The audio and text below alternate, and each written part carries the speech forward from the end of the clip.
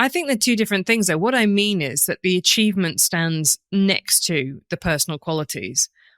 So if you're a regular person and you don't change your socks for days on end, people go, bit much. But if you're Michelangelo and you don't change your socks for days on end because you're painting the Sistine Chapel, it becomes, oh my God, he's so devoted to his art that he doesn't even have time to think about his socks. And now you've worked in university, so I am 100% sure you have worked with people who are useless at a number of things.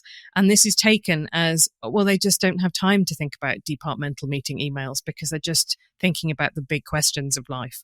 And it's what, and that doesn't happen to bricklayers, right? No one cares if you're a bricklayer if you can't do minor admin tasks. They don't take it as proof that your mind is occupied with bricklaying. But it happens at those kind of higher realms that we read oddness as specialness.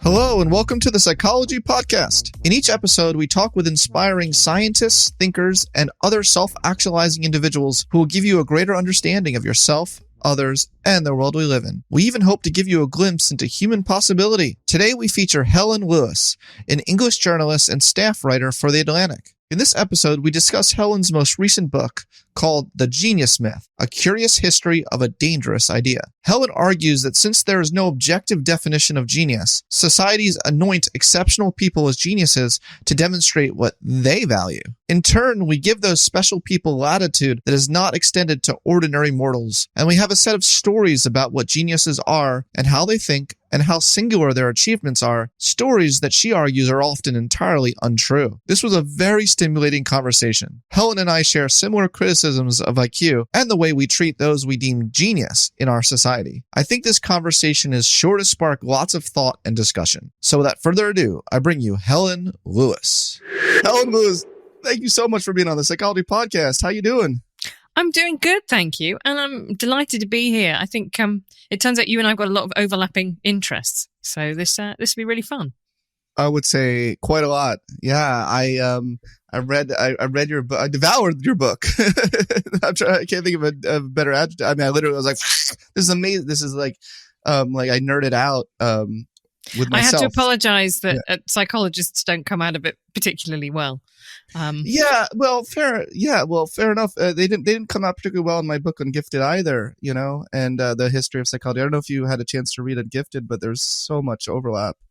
Well, no, that's the thing. And I was looking at, you wrote about the complexity of greatness as well, right? And all the work that you've done on intelligence really chimes with what I've been thinking and writing about in this book. Yeah. But yeah, I think probably we both came to the conclusion that in the 20th century, psychologists were wildly overconfident about what could be known at the time about intelligence and giftedness. Yes, absolutely. I mean, there was this real abuse of a test, right? The IQ test, which was not the original spirit of the test at all. Alfred Binet had a good heart. He wanted to help really differentiate between those who didn't really need as much resources from those who really could use the resources.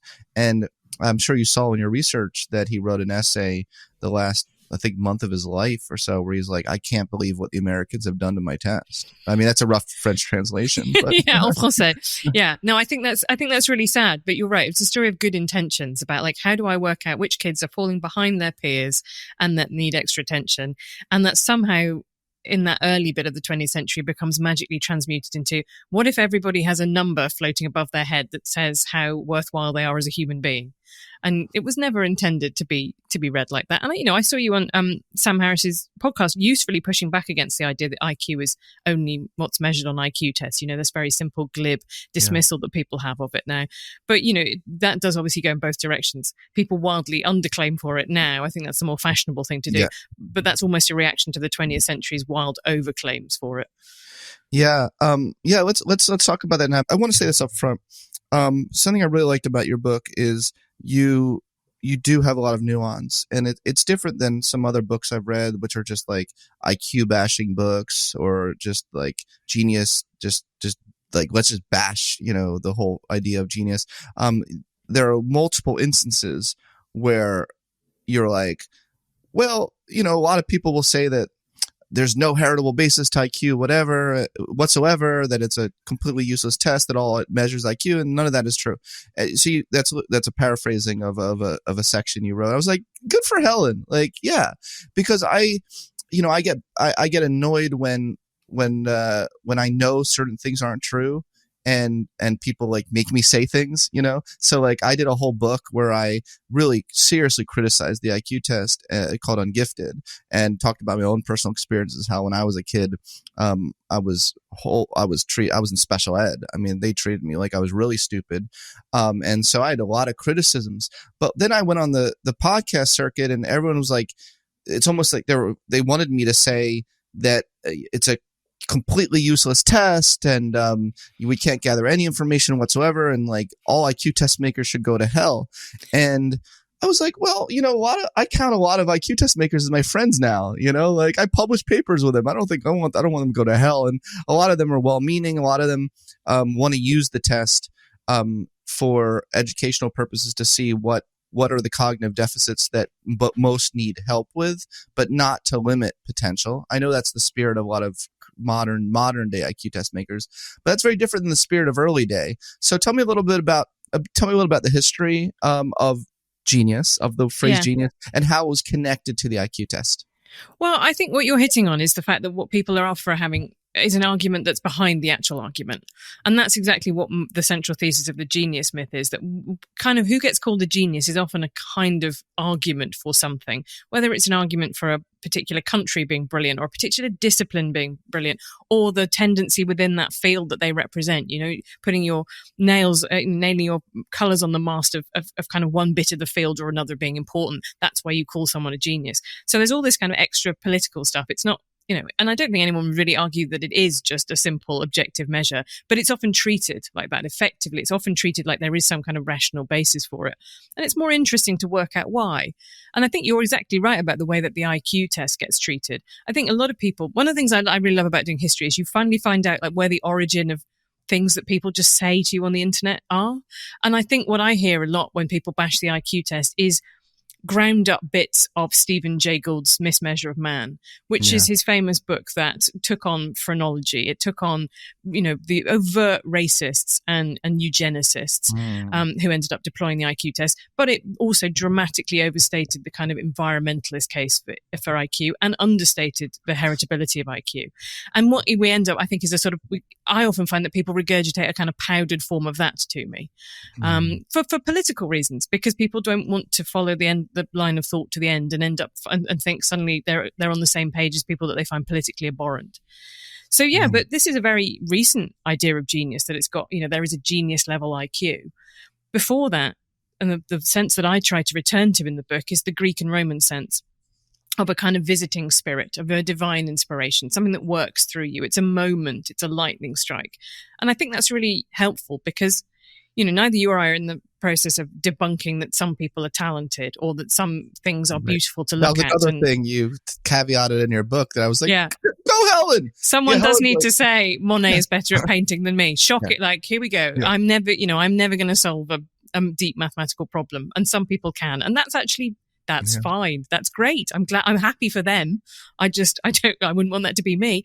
But that's the thing, is that, what I'm fighting against is that later idea of genius as a type of person.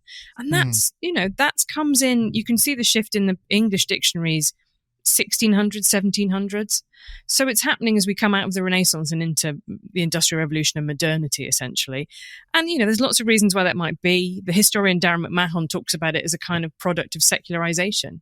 If you start believing that God is ruling everything and that humans are doing stuff, you're probably more open to the idea that some humans are essentially demigods.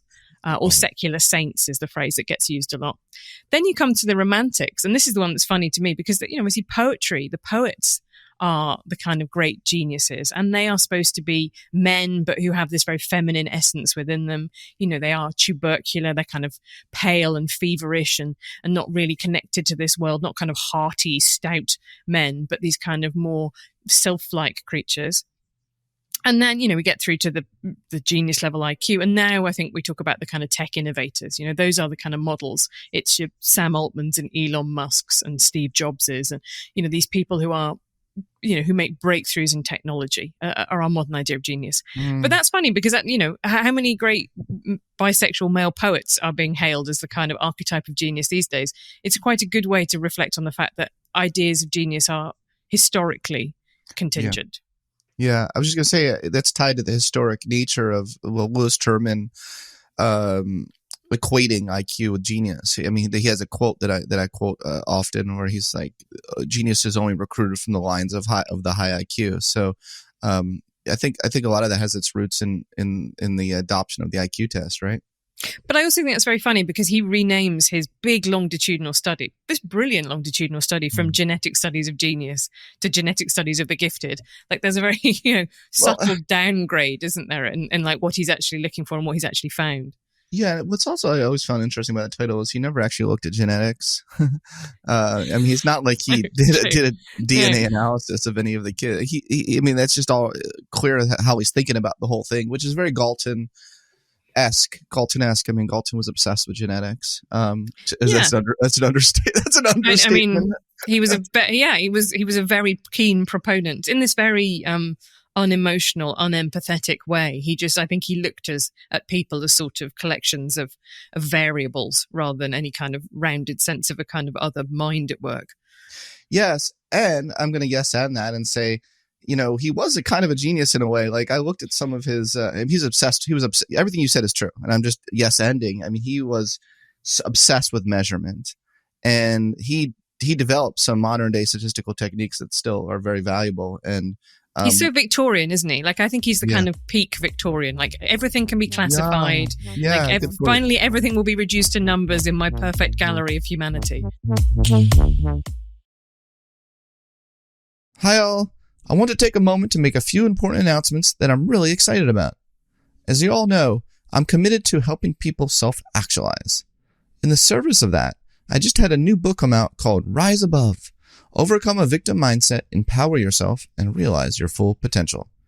In this book, I offer a science-backed toolkit to help you overcome your limiting beliefs and take control of your life. Are you tired of feeling helpless? This book will offer you hope, not by identifying with the worst things that have happened to you, but by empowering you to tap into the best that is within you. Rise Above is available wherever you get your books. Are you a personal coach looking to take your coaching to the next level? I'm also excited to tell you that our Foundations of Self-Actualization Coaching 3-day immersive experience for coaches is back by popular demand. Foundations of Self-Actualization Coaching is a course offered to enhance your coaching practice by offering you evidence-based tools and insights to equip you to more effectively help your clients unlock their unique creative potential. You can learn more about the course and register by going to centerforhumanpotential.com/SAC. That's centerforhumanpotential.com/SAC. Okay, now back to the show. Yeah. So, tell me. Let's back up a second. How do you define what do you see as the genius myth? If you had to define it on a podcast right now.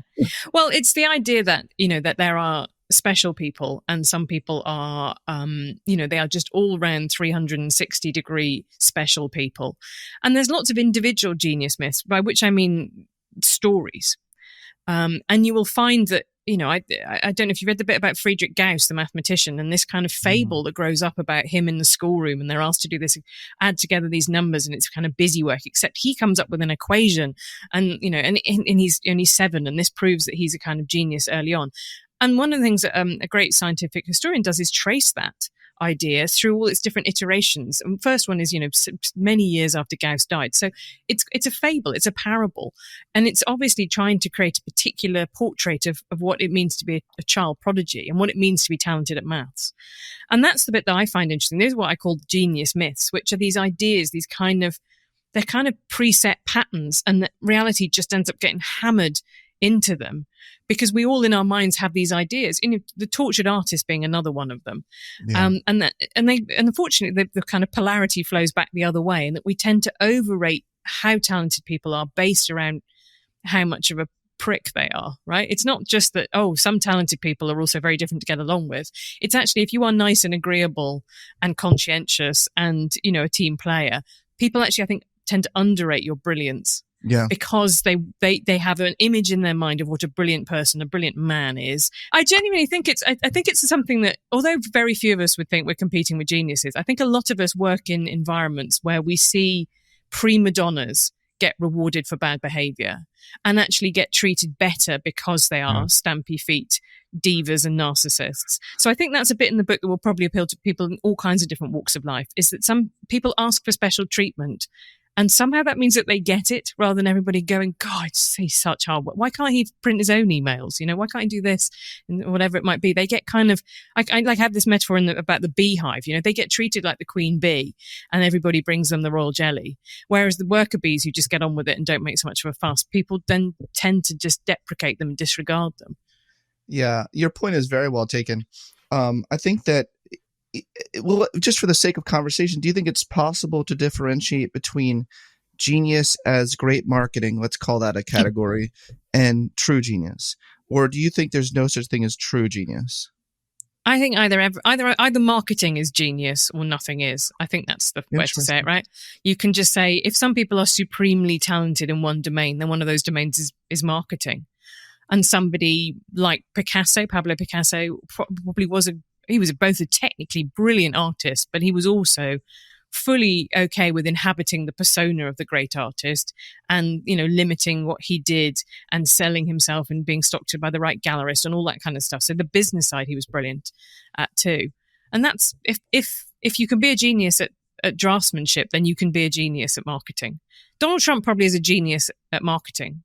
Right, this is my most controversial opinion that comes out of the book, but he has reached the top through a unique set of circumstances and abilities that nobody else can replicate. And that's, if you want to call anything else genius, that probably is genius too. I'd be happier not saying any human was a genius. Right. So the point you make in your book is that you're okay saying there are acts of genius, but you're not so into the personhood aspect of it. You have a quote here, quote, "Genius transmutes odd into special."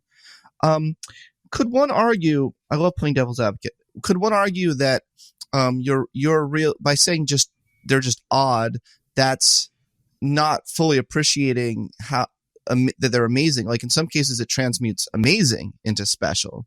Could some people say, "Oh, Helen, you just have sour grapes"? How do you respond to that?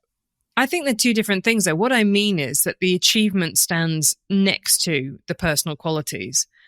So I think if you're a regular person and you don't change your socks for days on end, people go, bit much. But if you're Michelangelo and you don't change your socks for days on end because you're painting the Sistine Chapel, it becomes, oh my God, he's so devoted to his art that he doesn't even have time to think about his socks.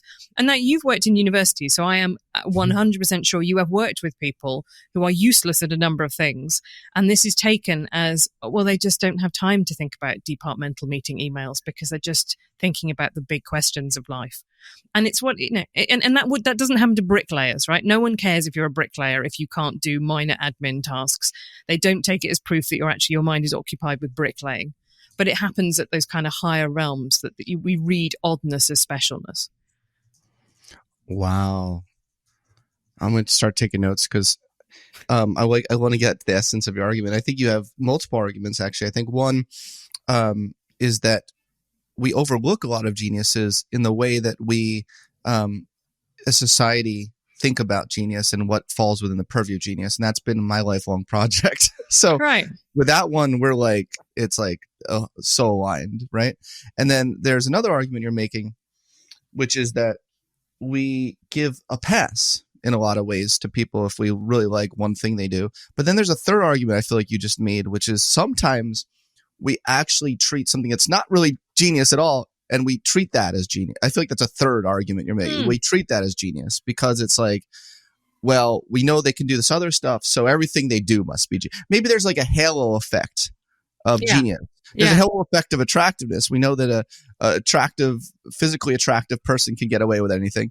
Maybe there's a you're saying there's a halo effect for genius. We'll just coin that right now. Yeah. I think that's a very good way of describing it. Yeah, because there is the kind of, he must be playing 4D chess. And that's just, you don't understand. And you see that a huge amount. Like, if you look on X and you look at kind of Elon Musk fanboys, like there's that Autism Capital account, for example, that just follows him around going, the thing is, you mere mortals don't understand the genius behind this. And it's like, or another explanation is that he has done some incredibly successful things in his life with his companies, but this one was a bad idea. It looks like a bad idea because it is a bad idea. And maybe it's the case that, people don't have that Midas touch and everything they touch turns to gold. Maybe they're good at some things and not at others. And I think that to me is a very obvious example of that halo effect. We're being asked to consider that things are 4D chess when they're just normal chess. I guess all chess is 4D chess because it happens in time. But anyway, 5D chess. Let's up the Ds on that one. Helen, you've really got me thinking a lot. Because I'm not ready to completely give away to get over the phrase genius. I think that the way I have thought about it is it really just represents a really top 1% ability or achievement in something, whatever it is. And if everyone's a genius, then no one's a genius, right? Like, it's obviously built into the word itself, something quite unique. I mean, not necessarily special in a special way you're talking about a narcissistic sort of deserving of special privileges. That's not what I mean by unique. Unique can have a different meaning as well, where you don't feel entitled to everything. But if I do, let's get. I don't think, to be honest with you, I'm sure I will continue to casually use it because it is. Okay. It is, but you know what I mean? I just, I would like to say that I'm going to try and think about stopping using it, but actually it's such a common, I went to the Genius Bar to do my, or look at I mentioned the Verizon adverts that got Einstein in them. It's such a completely,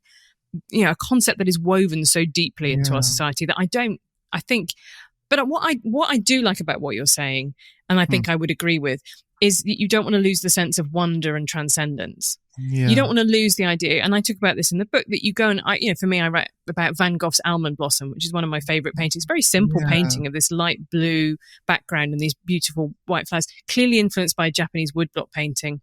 It's got his unique brushstroke. And I love everything about it. And looking at it gives me a deep sense of peace and wonderment. And I don't need to tear that down and kick it and say, actually, we've over-romanticized Vincent van Gogh's life into a kind of neat little parable about the fact that people are overlooked during their own lives, or mentally ill people can still be creative. In fact, maybe that's part of their creativity.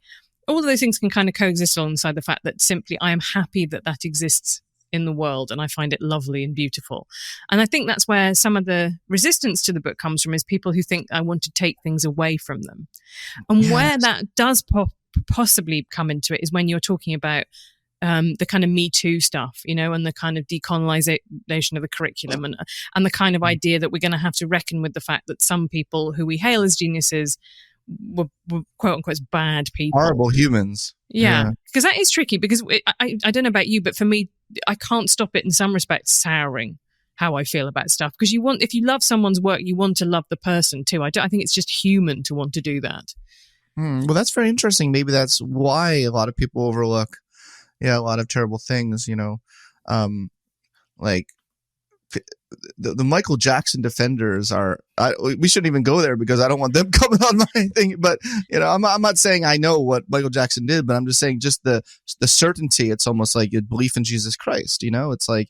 Don't question, that a person could have done anything bad because we love his music so much. It's like, that's not logical, but okay. But that's turning him into a saint, isn't it? Because I think, I talk about the book about MJ, the musical, and it does make a very good case. He was abused by his father, who was violent and domineering. And I feel very sorry for him about that. He obviously experienced racism, and that has something to do with the body dysmorphia that he felt.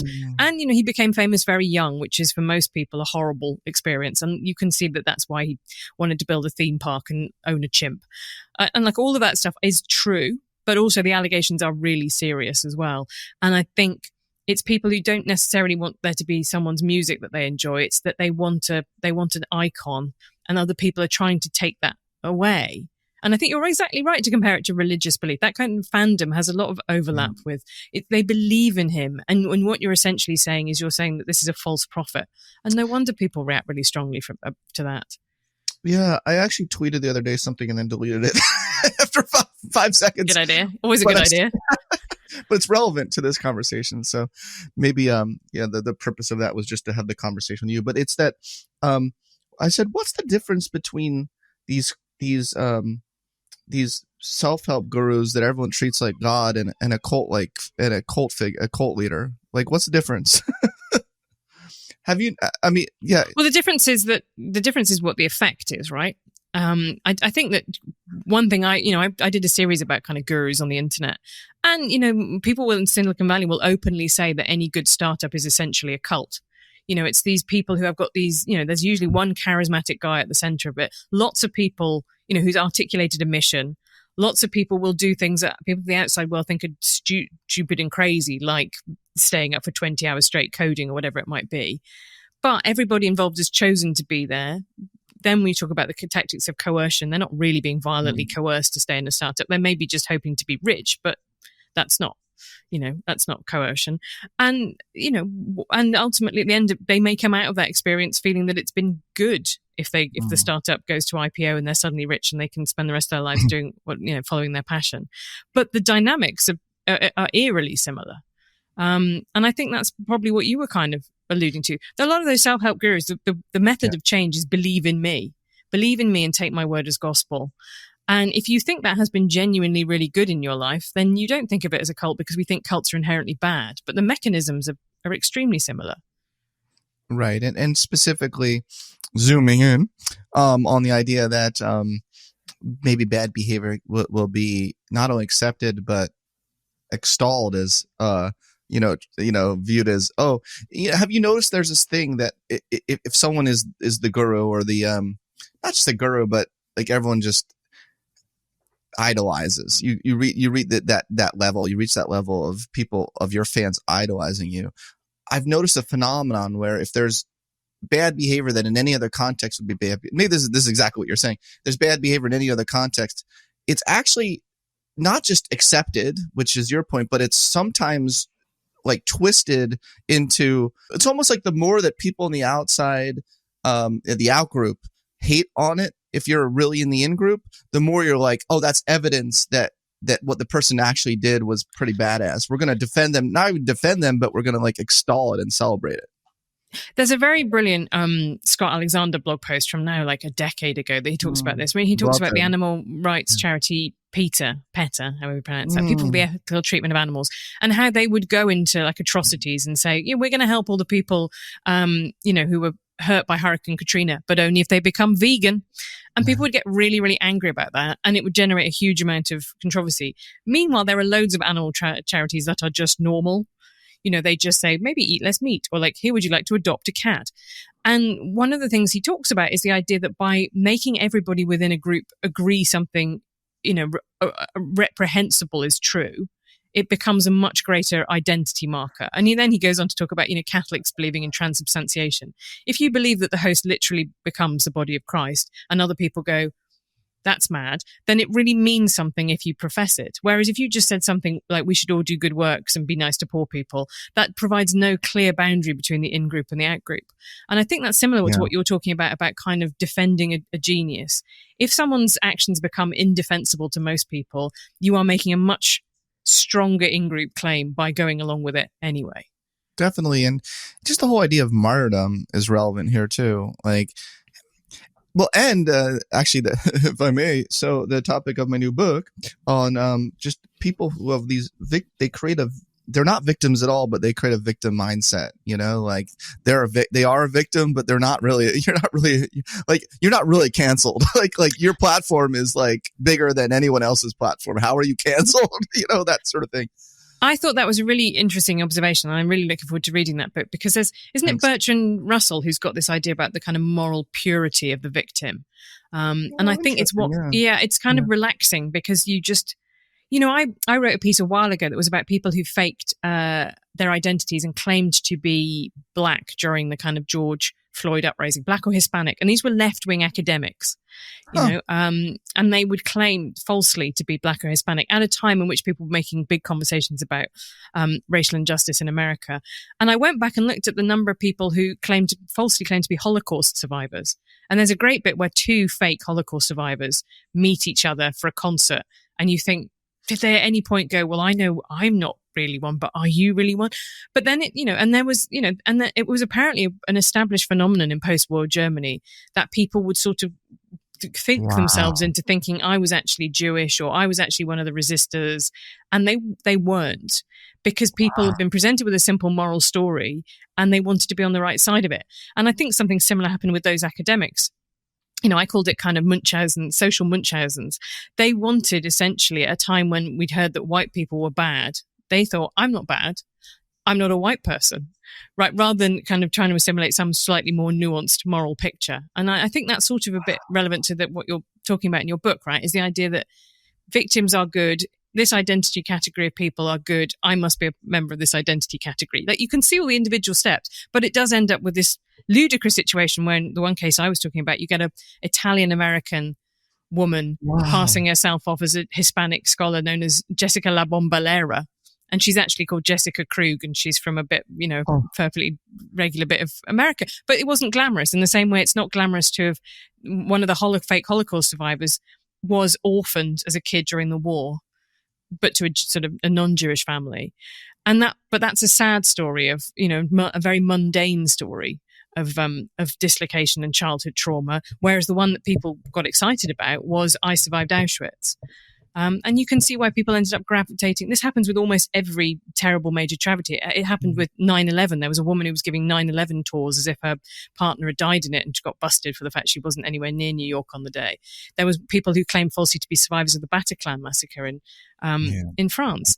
People just, I think your book is very timely because Thank you. There is a lot of genuine victimhood out there, but there is also a kind of relaxing moral purity about that at a time when people are very tense about being morally pure. Yeah, and we found in our research that is correlated with the dark triad personality. Remind me, that's Machiavellianism, narcissism, and psychopathy. Psychopathy. Okay. Well, some people posited a dark tetrad, which includes sadism. So you're ahead of the curve on that. Wow! You just gave me so many examples, and I'm kicking myself for not including them in my book. They would have been. No, but that's what happens when you write a book. Someone said to me, "Oh, have you read Tim Harford's book Messy? It's all about the fact that creativity is a lot harder." And I think, darn. And I had the same thing when I saw your 2013 book. I was like, where were you when I needed you, Scott's book? I would have loved to read this 2 years ago. Yeah, but you did cite my Complexity of Greatness book, which I really appreciate. Because I have no problem with the term greatness. I want to keep greatness in the human vocabulary, so people have something to aspire to. That people have, and also that we, like you said, I love that you used the word transcendence. And that's I wrote a book called Transcend, and I'm obsessed with transcendent states of consciousness. So I think that kind of pointing towards what humans could be is something very inspiring to young people and older people. But I think that young people could use a little more inspiration these days. But so thank you. Thank you. No, and I think you'll know, having lived in Britain for all that time, I think British culture is particularly hostile to aspiration and success. We find that people I think there's a kind of sense of, who do you think you are? I report a lot in America now, and people are a lot happier with openly boasting about successes that they've had, which is just a complete no in British culture. So I think that I think that's worthwhile saying. Working really hard to become a great painter is good and should be encouraged. Yeah. Let's shift gears a second and talk about something that is very near and dear to your heart, and that's the gendered aspect of the term genius. It is undeniable. I mean, it's like you have a lot of men that have declared themselves geniuses, and everyone around them have declared them geniuses. And you have a lot of women who I think are geniuses, but just don't have the motivation to be seen as a genius. I mean, I talked about this on the Sam Harris podcast about positions of power. You see that the dark triad traits, which is extremely high men. If you look at the curves of, you have more dark triad on the left side, of the curve, but also on the right side, you have extremely high proportion. And those are the ones that tend to get into power. And then on our light triad scale, it's like mostly women are like triad, and they have no motivation, like on average, we find very low, the motivation, the motive for power. Their motive is, can we make the world a good place? Yeah. Like that doesn't count anymore. That what a one. bunch of losers. Why aren't they more ambitious? Yeah. We do see this in our data in terms of power, in terms of who ends up in power. How does that relate, perhaps? Because you got me thinking. Like there's got to be a connection here to the gendered aspect of the genius story as well. Yeah, it's always really difficult, isn't it? Because my first book was on feminism, and so I did a bit of that recovering. Difficult women. It's difficult called women. Difficult. Yeah. And I did a bit of that kind of recovering of women who I think have been unfairly forgotten from history, and that has been a huge feminist project since the second wave. Really, is rewriting women, and again, that can become its own kind of genius myth. I think of the painters Artemisia Gentileschi or Lee Krasner, who was Jackson Pollock's widow. They have both been repackaged for the art market in recent years as these kind of you go girl feminist inspirational tales. Right. And Jane Austen has definitely had that happen to her in terms of writers. So, but I think it's absolutely undeniable that, just in material conditions until very recently, women were excluded from lots of the things that you needed to be a genius. So women couldn't join the Royal Society. Someone as great a physicist as Hertha Ayrton wasn't allowed to. She won a medal, but she wasn't allowed to join the Royal Society, which then locks you out of, you can't do life drawing classes, whatever it might be. If you're an artist, if you can't join the Royal Academy, if you don't join the Royal Society as a scientist, you can't have you can't learn about the latest cutting edge research from all of your peers and what they're doing, all that important stuff. If you can't go to university, which women couldn't for most of the existence of universities, and all the other groups too, then you're not, you're being locked out of working at the edge of your field, basically. And so all of that social stuff is, I think people sort of think that naively, well, that all that was legal discrimination, which luckily we ended all that. And there are no kind of soft repercussions of that go on.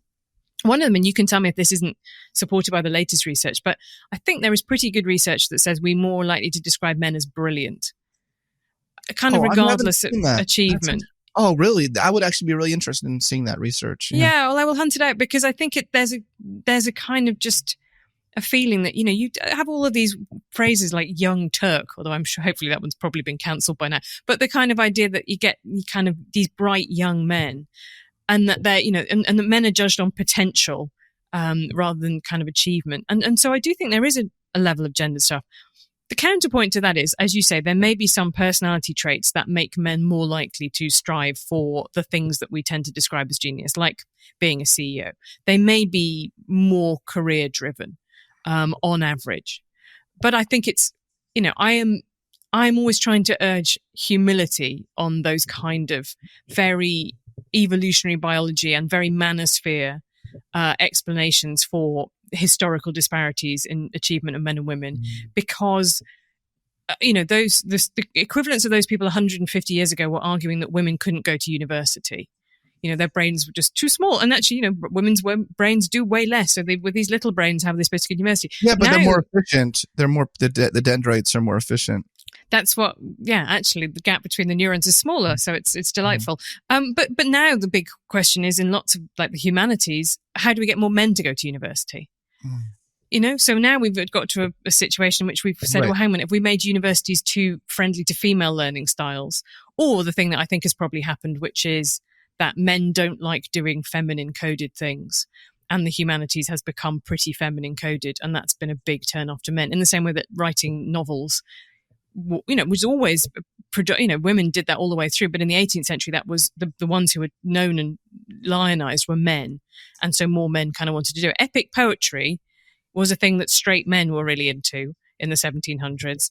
And it's kind of not coded like that anymore. And so I just think we have to be kind of slightly humble about before declaring there are simple biological explanations for these disparities, and see them as yet kind of interesting negotiated blend of possibly biology, but also culture. Yeah, if I may, and there's no pressure, but if I may get your email address, I'd love to send you an article I wrote called Why Don't People Care That More Men Don't Choose Caregiving Professions? And I wrote that for Scientific American. in 2020. It's not Go on, just give me your highlights though, because my explanation would be it pays really badly and it has no social prestige. So why would you go into that, not something else? I need to reread my article to see what Have you read an article so long ago where you're like... I know. I do that sometimes, and then I laugh at my own jokes because they were obviously written by someone with my exact sense of humor, but I've since, in the intervening time, forgotten them. And then you think, that's weird, isn't it? Well done, past me. Exactly right. Also, consistent with a status value perspective, the occupations in which men are extremely underrepresented were viewed as lower in status and therefore less deserving of attention and social action towards change than STEM fields, where women are extremely underrepresented. So that's in line with what you're saying, I think. Well, that makes sense, doesn't it? It's aspirational if you're a woman to go into male-dominated, highly paid, highly prestigious. It might be tough, there may be all kinds of things kind of keeping you out of that, but you are trading up in the same way that women started wearing trousers in the 1900s and men didn't start wearing skirts, right? That's a very obvious kind of point of comparison. For sure, but this research also found, which I think is interesting, is both men and women have the same bias. So on average, both men and women were biased in their perception of different gender imbalances based on gender representation of the fields, even after controlling for the earning potential of the fields. I think there are certain things in the society ethos that both men and women buy into, that like we need to change something so that everyone kind of sees something differently. But these are the kind of questions, as I say, like, I think that the book is very ambitious, maybe fatally so, but it does get you into lots of areas that I find interesting. It does feel a bit like a kind of skeleton key that unlocks thinking about lots of, psychology, sociology, literature, art, all of these things, which is one of the reasons that it took me 4 and a bit years to write it. And I still don't think I finished it really, in the sense that I think I could keep thinking about these questions for a very long time. Well, congratulations on getting it out there. It's no easy feat, and I really appreciate the amount of care and attention you put into it. I'm just thinking about you as a person. You are a difficult woman, and I mean that in the best way possible, right? I mean, that's the title of your book, right? Yeah. Difficult. You don't. Like you're different. Like, no, I'm not saying you're different than women. That's a very sexist thing to say, but in some ways you are. I do mean that. I'm fine with you saying that. I don't mind saying that. I went to an all-girls. I went to an all-girls school, and some of the research shows you that women who go to all-girls schools are more like pushy, right? They will put their hand up more in class. You don't get into those situations. I know, and who knows if I would have been similarly mouthy if I'd gone to a mixed-sex school. Maybe I would have done. But yeah, I do. I enjoy competing in male domains. I have lots of male friends. I podcast, which is just about the malest thing that any human can do, right? True. And you're a podcast bro. I am a podcast bro, and I really enjoy all of that. And I enjoy arguing with people. Yes. But you don't. But also you don't take shit from men. Like I mean, there's that epic, famous conversation, we can call it, I guess, suppose, between you and Jordan Peterson that went viral, right? And I mean, you in that whole interview, you didn't just like kowtow to his genius, to his self-proclaimed genius, right? Like you're like, wait a minute, like I disagree with that. Like, I mean, you don't mind saying what you did, but there's something deeper though that I'm trying to get at about you is. But there's also, let me tell you, that experience is a very good example for why women might not do those things. So fine, we can have the argument about whether or not women on average are more assertive, more agreeable, where they fall on those scales. But the social penalty for doing those things is real. If you look at the YouTube comments under those videos, there are people who think I'm stupid, who think I'm an NPC, who think that he completely dominated that conversation, who to this day do weird AI photoshops of me, like where I've got a little beard, because they think I'm like unacceptably like haggish and sort of like, disgusting physically, because I'm unfeminine for having done that.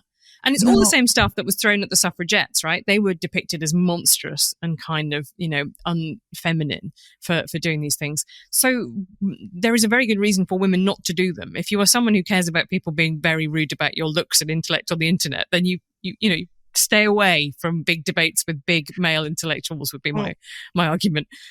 But you were also, yeah, absolutely. I mean, you definitely threatened his fan base. I mean, I've known Jordan for a while, and I think, you know, everyone has good and bad, you know, aspects. Right. I made a program called The New Gurus, in which I talked to a guy who had been a massive Jordan Peterson fan, and he'd interviewed people from his psychology career. And I think there was definitely pre the cancellation and the benzos. There was somebody who loved his job, loved educating young people, felt a real kind of sense of that he wanted to be a shepherd and a steward for the next generation. And I think that's still there. It's just buried under 15 layers of his brain has been, you know, overwhelmed by being an internet monster and celebrity, and half people loving him and half the people hating him, right? Like, I think any of us would probably go a bit weird after that experience. Yes.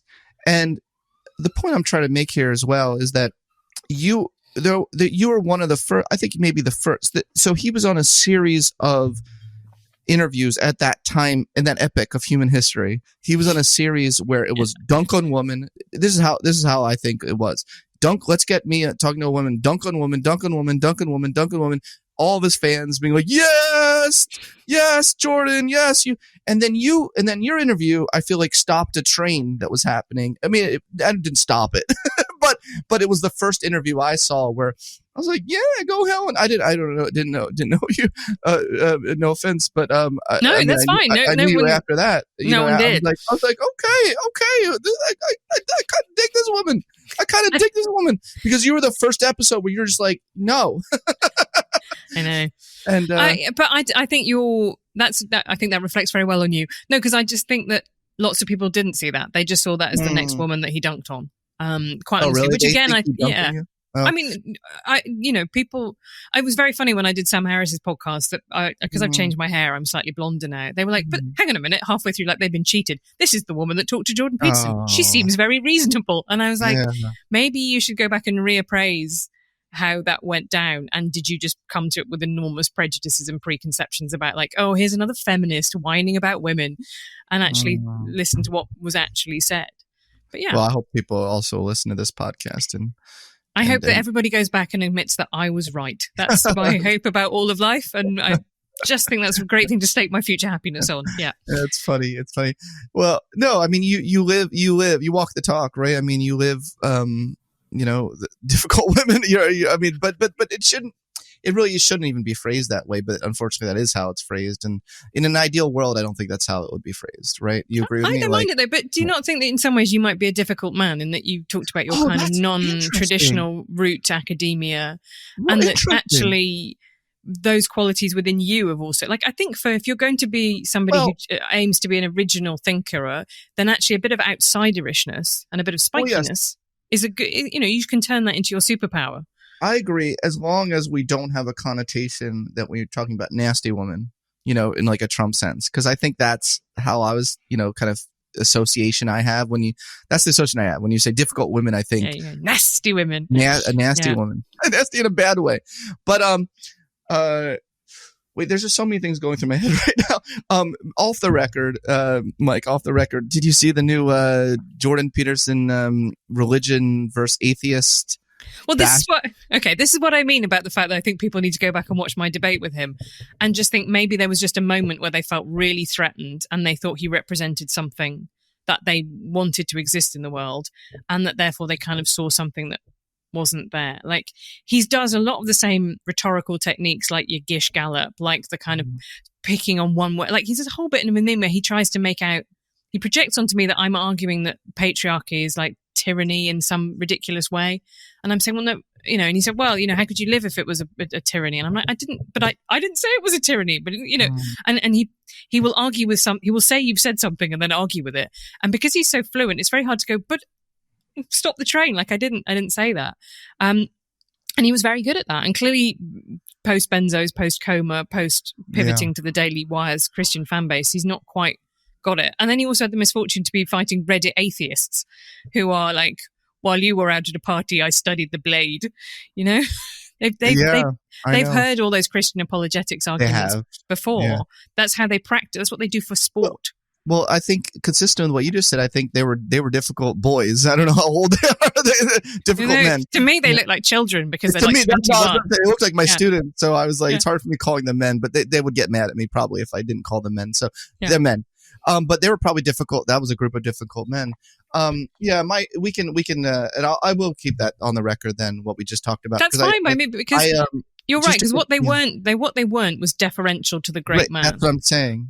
And I think that is this is when I come to about the idea that genius is kind of poisonous to the geniuses.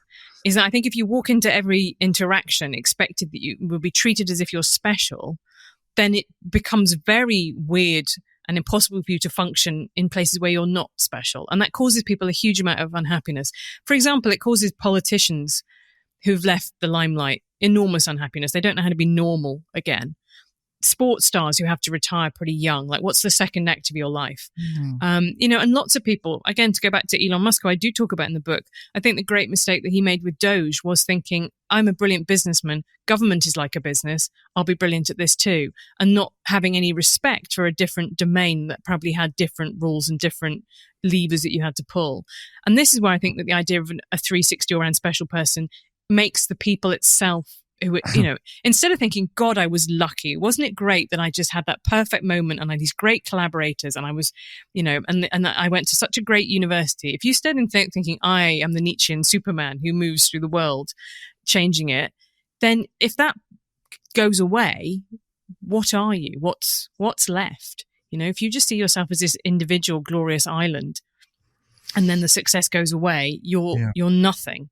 Instead of thinking, what do I love doing? What do I enjoy doing? Who would I enjoy working with? Like, what is my place in this Brownian motion of society that I could get back to? Yeah, there's so much there, and just closing the loop on our mutual friend Jordan Peterson. He has the thing that's so painful, and I messages with his former grad students about this, is that there was so much potential in this guy, and a lot of it is going to be left unrealized because of some personality quirks, and it's really moving. I think it's a bit weird when he starts crying when he talks about how young men look up to him, because it looks like emotional dysregulation at this point, but it comes from a genuine feeling that he's motivated by in his own mind. And that's what I mean. I'm sure he was a really good professor. Yeah, because he really did invest time in his students. He really cared about them. And researcher of personality. That was the best of him. But the internet, that was the best of him. And the internet rewarded the worst of him. And celebrity and money rewarded the worst of him. And he, I feel like at the Grail Night, he chose poorly. And he could make a different choice in future. That's the other thing I think is my reason for saying I wanted to talk about acts of genius, is that this goes back to your research about the idea we should think of ourselves in this much more fluid way and think about, what can I do? What is dynamic? How can I change? I've got these gifts now. They might not be the same ones I've got in 10 years' time. What should I be doing now to grow? And we can all take something from that. You don't have to become calcified in this sort of image of yourself. I'm sure you've written about gifted children and the fact they struggle in adulthood. Of course. Because it's like you become calcified in this image of yourself rather than thinking, who am I now? What's the best I can do in the world now? Oh yeah, I feel you get trapped. Anyone would get trapped in the label of genius. I mean, that's a big thing to live up to. I mean, wow. Talk about a difficult second album, right? I prefer my whole life to go on to be the underdog. That's the story of my life. Personally, I like to be the underdog, Helen, if I had to choose between being deemed a genius or, people don't expect anything from me. And then I do something. People are like, okay, Scott's got something. But I think that's made you have a more interesting career, right? And I say this based on having, you Googled you beforehand, because it means that you don't get stuck doing more of the thing that you got famous for or got successful or got popular for, right? You go, well, maybe I'm intellectual. I've exhausted this. I've mined this territory. Where next? And journalism as a career is very like that. People really want you to have a beat and you to do it, and then they know who you are. And I think I confuse people sometimes because they can't work out whether or not I'm left wing or right wing. Because it's like, who are you? But yesterday you were criticizing the left, and now you're criticizing the right. And people want you to be this sort of stable brand. They do. But it's way more interesting to be chaotic. Probably not as Wait, well rewarded, but it's more fun in lots of careers, I think. wait, I completely agree. Tell me if you agree with the like slightly pessimistic conclusion of the book, which is that we will never win. The people who want to talk about genius in this much more social contingent way will never win because we like stories, and Depends how stories you need define protagonists. winning. Depends how you Okay. define winning, right? And I think a lot about that. I have very different metrics for winning than I see a lot of people have as Okay. metrics for winning. And I think I need to make peace with a lot of things, like make peace with, am I okay, not, sacrificing quantity of followers for quality of contribution. And I'm okay with that, making that. But you have to want to make certain sacrifices. I don't think a lot of people make so many. People talk so much, so often about making the sacrifices to get more followers, but they don't talk about the other end of the sacrifice, which is the sacrifice to not get more followers. Does that make sense? Yeah, no, I think that's right. I always thought about what I wanted in my career, and I thought, well, what I want to do is always be interested. I never want to be bored. That's the thing. Money is great, and I earn a decent middle class salary. I'm very happy about that. But beyond that, would I go and work in a soul destroying job that I wasn't interested in for big bucks? No. What I want is to be curious and to be kind of like a shark constantly moving forward. And I think that, maybe that's not how everybody feels about happiness, but I think probably more people than you think would be happier if they took more chances and didn't worry so much about being popular and worried more about being interested. Yes. And I want to talk about a phenomenon, like a wildfire kind of phenomenon. In a lot of ways, genius is something people bestow on you, right? Genius is, in some cases, there's a confluence between the person who thinks their whole life, their whole life since they were 2 years old, they thought themselves a genius, and then they're like, finally, the public's catching on, Yeah. But genius seems to sometimes just be this. So it could be like someone yodeling on TikTok and that catches fire, and then now they're the new quote genius, or maybe they're not described as a genius, but popularity maybe. It's so intertwined these days. Genius and popularity, I think, in this generation is something different than like the Da Vinci kind of era genius. Do you know what I mean? Yeah, and I think there's an interesting, for your hypothetical yodeler, is that someone who'd be happy to devote the rest of their life to, maybe smashing the paradigm of yodeling, right? And they invent a whole new way of doing it. And that's actually, there are lots of people who are like that, right? They would rather go really deep into something. Or were they somebody who accidentally, this did well for them, and it becomes a terrible prison for them, and they're paraded around the world as the yodeler, and, the fame weighs heavily upon them. And, you just have to, there are micro versions of that in all of our lives, I think, if you have any kind of creative career, that you just need to work out whether or not, do you still love it, the thing that that is currently giving you rewards. And if you don't, maybe you've got a family and a house and a mortgage and you kind of need to stick with it anyway. But I just think long term, try to keep loving it. Try to keep, what a beautiful thing. We could end the interview right now, but I'd be remiss not to have you talk for a couple minutes about the deficit model, because it's so central to your book. Can you explain what that is? Well, I went through a spate of watching biopics, which were about geniuses. So it's John Nash in A Beautiful Mind, which is a Ron Howard biopic, Stephen Hawking in The Theory of Everything, and then Alan Turing in The Imitation Game. And it was really interesting that there was a kind of format for all of these, which was, you get this incredible gift, but here's its incredible price. And now that a lot of that is dictated by the kind of need for the, like a movie template, but I think it just applies a lot more broadly to how we tend to think about gifts. I've got a book behind me on the shelf that I read, which is called The Price of Greatness, which is about one of my favorite books. Right. But it is all about that, right? It is all about the kind of, one of the things that it says is, you are more likely to find high achievement among people who lost a parent when they were young. And then we said physically disabled as well. And which I think is really interesting, that the kind of, what are the internal motors for people that drive them to do extraordinary things? Often they are pain or loss, or a sense in some way of being missing something. And so that, it does have its roots in reality, but it is also become baked into how we tell those stories. And it reached its final kind of apogee when you get to like the American Idol thing, right? And someone comes on and says, I'm going to sing Evita, and it's for my grandmother who passed last week. And you think, really? Is it though? Or did you just want to be on TV and be famous, but you can't say out loud, and I'm going to be singing, something from Evita because I practiced really hard at singing and I would like to do it professionally. We just baked into it this idea of we need to have there needs to be immense struggle.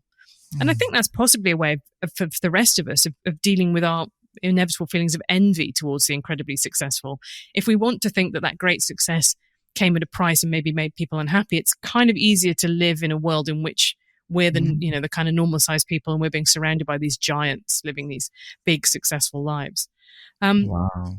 But it is kind of manipulative in some sense. I think one of the things I found, and I only found out quite late in the writing process, so it's only in there slightly, is that Ron Howard was looking at a completely different story of a guy, and it was the story of this guy who was bipolar, and nonetheless he managed to go to an Ivy League university, and he wrote a memoir about it, and he presented himself as somebody who's able to kind of keep his paranoid delusions in check, and this memoir sold for a huge amount of money, and that was going to be a beautiful mind. And then unfortunately what happened is this guy who believed his parents were Nazis and doing experiments on him murdered his girlfriend, stabbed her a number of times, and he is now living in a high security mental hospital. And then it's no longer such a touching, heartwarming story, and of kind of somebody who's brilliant but troubled. It's a much more sad story of somebody whose troubles led them eventually down to a really dark place indeed. And I just remember thinking, well, that's the problem, isn't it? There's a certain version of picking winners in those stories, and I think it's quite hard for people who are living with mental illness to be told constantly that it is this thing that should be improving their lives, or there's some kind of nobility and grace in it, when for lots of people that isn't their experience. It is just a wholly negative one and something that they wish would go away.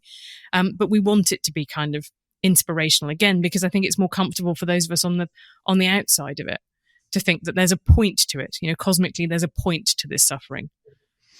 Well, let's. Do you have a couple more minutes? Yeah, of course.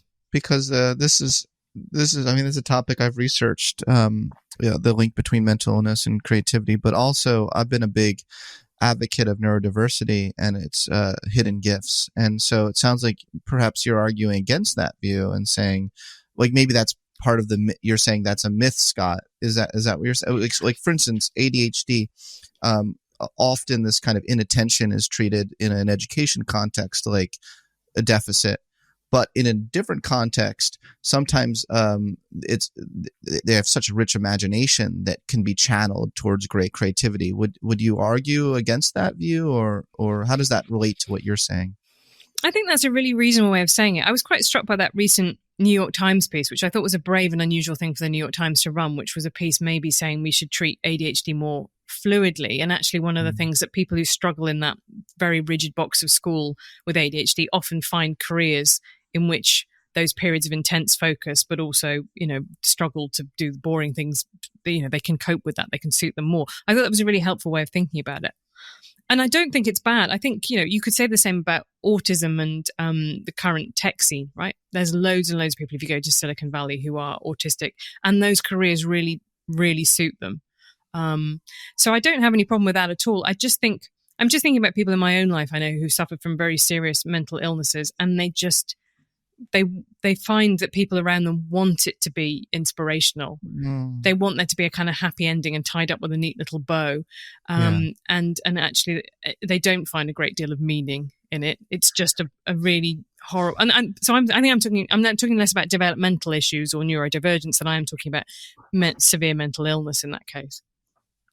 Yes, and I think it's a very important distinction because our research shows full-blown mental illness is not correlated with creativity, but it's usually a watered-down version of that the children get.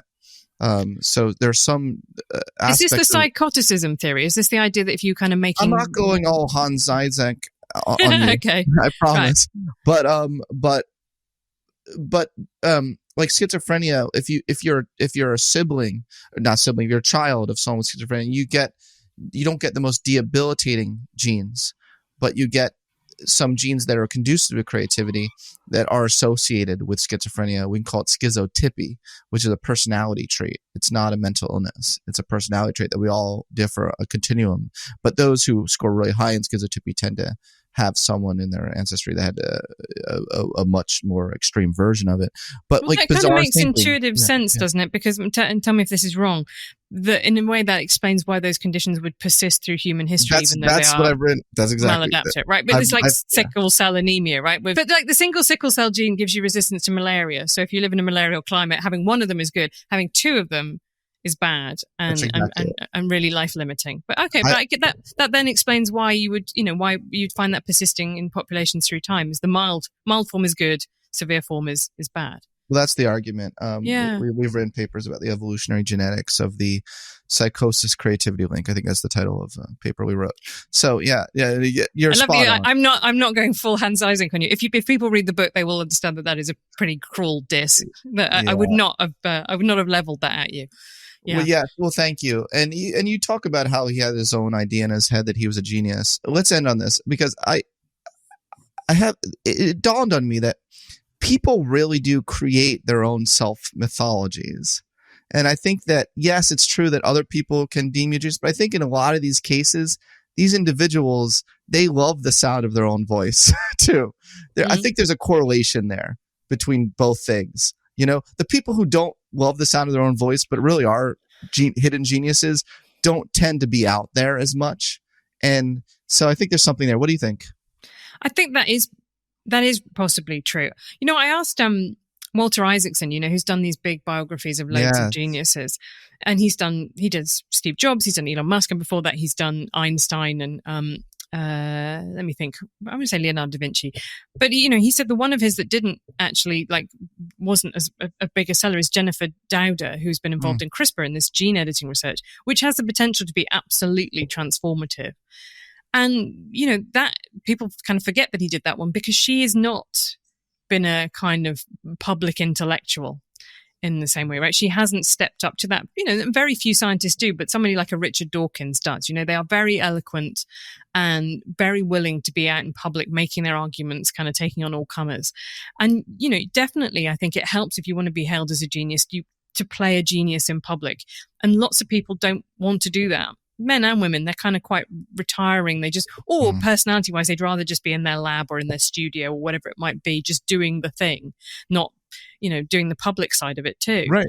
Yeah. And I think that does, unfortunately, that if you want to be hailed as a genius, you have to kind of go, hey, I'm a genius. And you have to have enough people agree with you. Those are the two things that probably are necessary. Yeah. Exactly. All right. So let's end on a quote from the great Helen Lewis.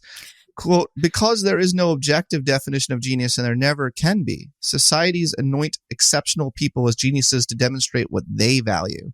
We call some people special to demonstrate what we find special. And in turn, we give those special people latitude that is not extended to ordinary mortals. We have a set of stories about what geniuses are and how they work and how singular their achievements are. Stories that are often entirely untrue. Thank you, Helen Lewis, for being on the Psychology Podcast and sharing your wisdom with us. Well, thank you very much for having me.